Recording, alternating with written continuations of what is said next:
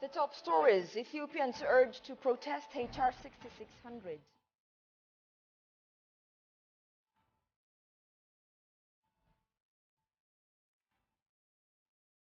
And AU members reflect on state of coups on the continent.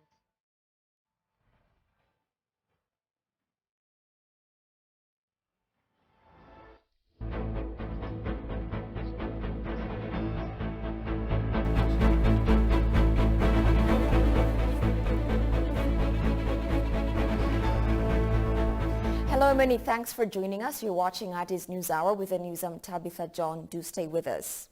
The so-called Ethiopia Stabilization, Peace and Democracy Act, HR 6600, which aims at imposing sanctions against Ethiopia, was introduced by U.S. Representatives Tom Malinowski and Young Kim.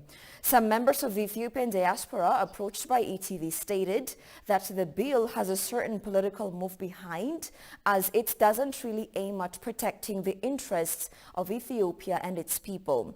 It is high time Ethiopians stood together to voice their objections to the bill, regardless of political differences, the diaspora members urged. Take a look at the following piece by our staff reporter, Alula Teklamariam. The draft bill introduced by the U.S. House of People's Representatives Tom Malinowski and Young Kim last month proposed various forms of sanctions, including suspension of security and financial assistance to the Ethiopian government. It would also require USA to oppose loans by international agencies such as the World Bank and International Monetary Fund to Ethiopia and Eritrea, according to the document. Both HR 6600 and SR 3199 draft bills are punitive. If approved by the White House and passed by the President, it will have serious repercussions for Ethiopia and its economy. I'd thus like to call upon Ethiopians to stand together, regardless of differences on a host of issues. ኢትዮጵያውያንን በከፍተኛ ደረጃ ሊጎዱ የሚችሉ ህጎች ናቸው። ሰሞኑን የደረስንበት ነገር Our investigations disclose that a senator from New Jersey received $42,000 from TPLF supporters for this purpose. Moreover, another senator from the state of California has received $50,000 to lobby on behalf of the architects of this punitive bill. በካሊፎርኒያ ብራድ ሸርመን $50,000 የአሜሪካ Thus, the Ethiopian diaspora community is urged to put aside their differences and speak out against these draft bills. ወደ 790 የሚደርሱ የሴኔትና We have emailed our concerns to over 790 senators. Of course, we have witnessed some good feedbacks, and we will continue to do so. It impacts us all, so we need to join hands opposing it. ችግሩ ለሁሉም ኢትዮጵያዊ ነው። This stage has been set by the recent demonstrations of Ethiopians and Eritreans in the U.S. against this bill. The diaspora members said the diaspora should take a lesson from their experiences of the No More movement, which was against the pressure on Ethiopia, according to the diaspora coordinators. If the HR 6600 draft bill is passed by the U.S. government, it will seriously affect the livelihood and economic activities of the Ethiopian people. In an exclusive interview with ETV English, Dina Mufti, spokesperson of the Ministry of Foreign Affairs, urged Ethiopians and friends of Ethiopia to stand together against the ratification of the punitive bill. Shagao Yamatao sat down with Ambassador Dina and has compiled the following report. The HR 6600 draft bill is proposed by some members of the United States House of People's Representatives Congress last month. It entails various forms of sanctions, including suspension of security and financial assistance to the Ethiopian government. In an exclusive interview with ETV Foreign Affairs spokesperson Dina Mufti underscored that Ethiopians and friends of Ethiopia should stand together against the ratification of HR 6600 bill that affects the livelihood and economic activities of the Ethiopian people if passed. This bill, if it is endorsed, if it is ratified, will hurt Ethiopia in so many ways. So therefore, Ethiopians and friends of Ethiopia, including the Americans, who seek friendship, friendly ties with Ethiopians, should stand against this bill. Because the bill doesn't measure up to the level of the historic relationship between the two countries. Therefore, the bill has to be killed. Ethiopian friends, friends of Ethiopia, the diaspora elements, and everybody else should exert its effort so as to stop this bill from being ratified. Writing petitions, sending protests to members of the Congress, making them aware of the grave consequences of ratifying this bill for the Ethio-American relationship. These are some of the measures that one has to carry out so as to overcome these hurdles. Dina also said that the draft bill does not consider the constructive measures taken by the Ethiopian government, such as the lifting of state of emergency, the release of some of the political prisoners, and the launching of the national dialogue process. Dina further outlined that the draft bill is introduced by some sympathizers of the TPLF or individuals with lack of understanding of the reality on the ground in Ethiopia. The very narrative, the very intention of proposing this bill doesn't measure up to the actual situations on the ground. It doesn't help the peace process. It doesn't help Ethiopians. It doesn't help Ethio-American relationship as well. So it's not to the benefit of neither Americans nor Ethiopians. Why they do it? These are groups lobbied. These are groups who either misunderstood what is happening on the ground or have been lobbied and carry their vested interest. This is a vested interest of hurting Ethiopia at the expense of implementing this bill at the expense of Ethiopia. It is a vested interest of supporting one group, the wronged group, the group that doesn't care about peace and the stability of the region. Ethiopia believes that this bill does not measure up to the level of historic relationship between Ethiopia and the United States, he further told ETV.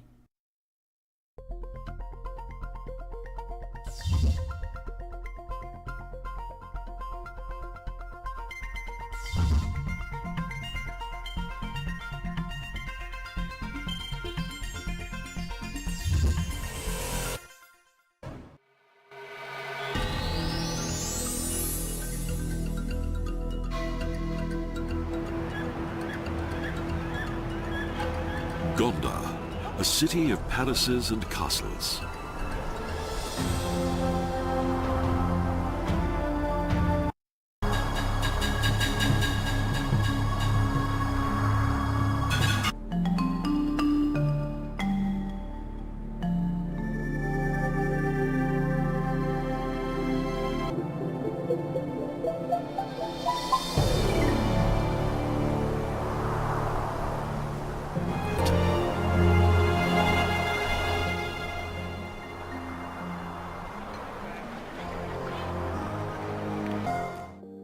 We are now in the palace of Emperor Fasilides. Let's go inside and see what it's like.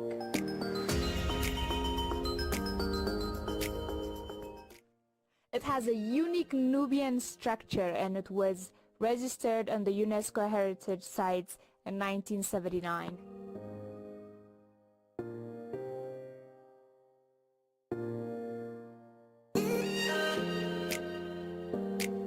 Gondar, Gondar, Yetevros Agar. This statue was made to commemorate the beloved Emperor Theodros on January 18th of 2012. We're here to see some castles. World Heritage Site.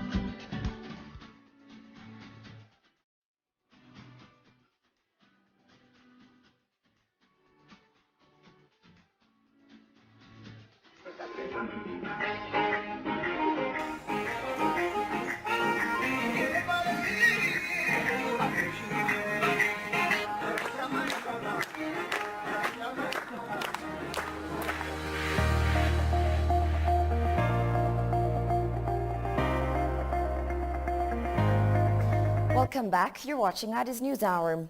Foreign Minister Demeke Mekonnen called on Ethiopians in the diaspora to protest HR 6600. The Foreign Minister made the call during his virtual discussion with the Ethiopian diaspora community leaders and representatives based in the U.S. He said HR 6600 and S3199 are drafted to nullify the struggles and regress the achievements of Ethiopians all over the world in protecting the sovereignty of their country. The resolutions are designed to make the country dependent on the goodwill of others to advance its political, economic, and security interests, besides severing the relationships between the Ethiopian diaspora with their homeland, he added.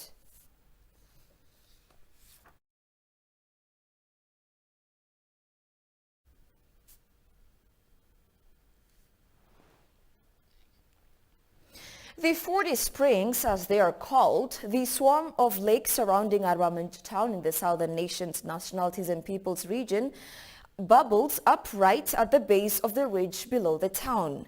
These are one of the stunning attractions of the Nechisar National Park. Tourists flocking to the town are very much fascinated with the scenery. Sintayo Tamrat presents the story, produced by Fasika Ayaliu. The town of Arba Minch, located 435 kilometers from Addis Ababa through Butajira, is one of Ethiopia's top tourist destinations. The town got its name from the 40 springs surrounding it. Bordered by verdant mountains, Arba Minch, the sprawling capital of Gamogofa in South Ethiopia, is home to two of Ethiopia's largest Rift Valley lakes and Nechisar National Park. Inside the forest in Nechisar National Park are the 40 springs that bubble up right at the base of the ridge below the town.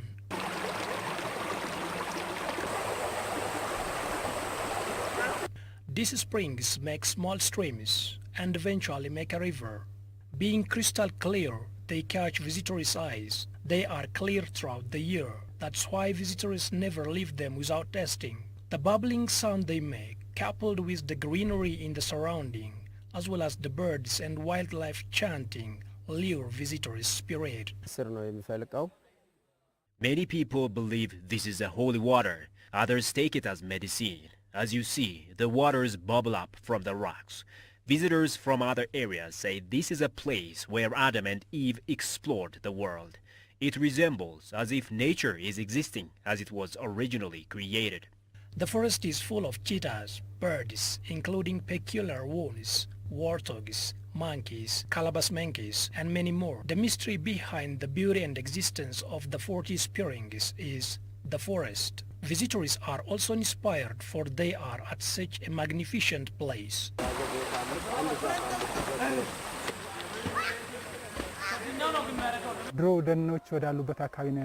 I used to live in an area rich with forest. My visit to Arba Minch reminded me that area and my childhood.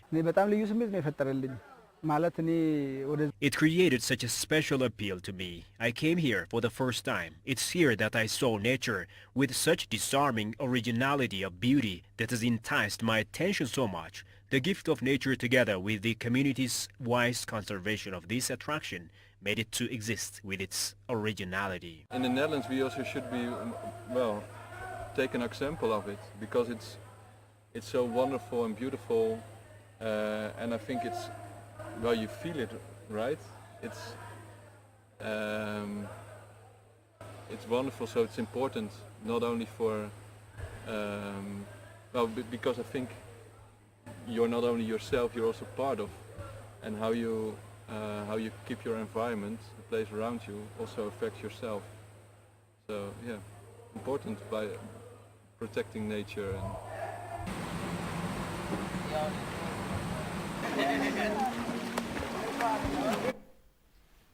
A high-level Ethiopian government delegation is facilitating the repatriation of Ethiopians from Saudi Arabia living in dire situations in the country, the Ministry of Foreign Affairs said.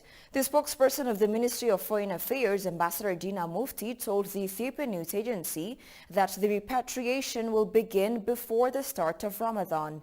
He added that the government is working closely with its counterpart in Saudi Arabia with a view to repatriate the Ethiopians within a short period of time. The high-level Ethiopian government delegation is expected to facilitate the repatriation process, he said. A ministerial committee has been established to facilitate the repatriation and rehabilitation of more than 100,000 Ethiopians from Saudi Arabia. Besides reuniting returnees with their families, the government, in partnership with partners, would reinstate and rehabilitate the returnees in a sustainable manner, it was indicated. Some 750,000 Ethiopians are now living in Saudi Arabia, of whom 450,000 are suspected to reside in the country without proper legal documents.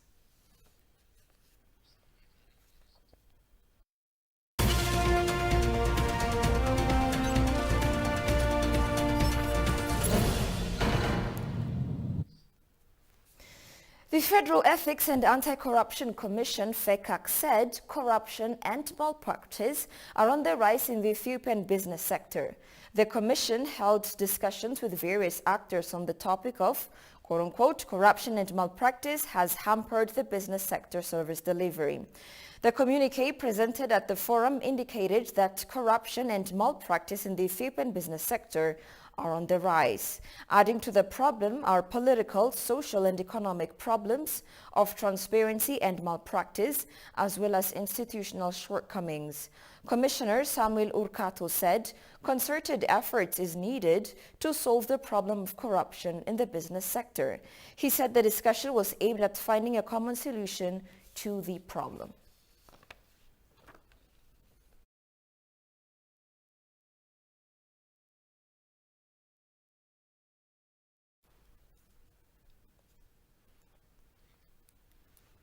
An agreement was inked between the Ethiopian Ministry of Mines and the Netherlands Sewell and Associates Inc. (NSI) in the presence of U.S. Ambassador to Ethiopia Tracy Jacobson. Minister of Mines and Petroleum Takala Uma said during the event that the company's involvement in the industry helps boost exploration in Ethiopia. Tigis Sarnisa has compiled the following story.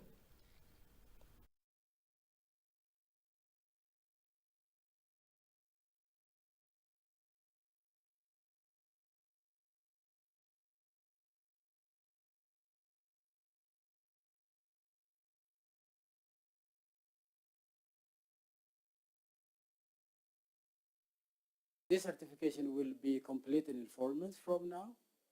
And the purpose of this certification is to have a full knowledge and understanding and a reserve certification for natural gas and petroleum so that we will have a comprehensive plan for domestic purposes, for fertilizer, for power, in a way it is environmentally friendly with a current and promoting technology. Congratulations for NCI, a very renowned American company evaluating and exploring and doing natural gas and petroleum evaluation for long.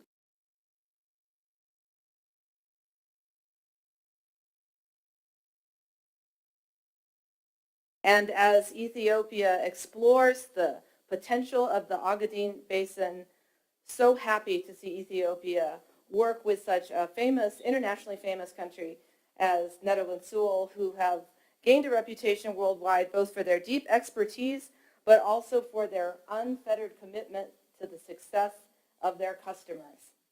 Energy is challenging these days. Our government is committed to tackling climate change, both here and abroad, but in doing so in a way that also safeguards access to reliable and affordable energy. Fortunately, in the United States, in part driven by our own customer demand, we've become leaders in innovation with exploration, discovery, supply, development, and efficiencies of fuel. And Netherlands Sewell really represents that kind of leadership, a leadership that both recognizes the need to be responsible stewards of the resources, but also to develop them in such a way that protects the citizens. And we know in the world now that demand for energy is going to outstrip the non-fossil fuel energy that's currently available.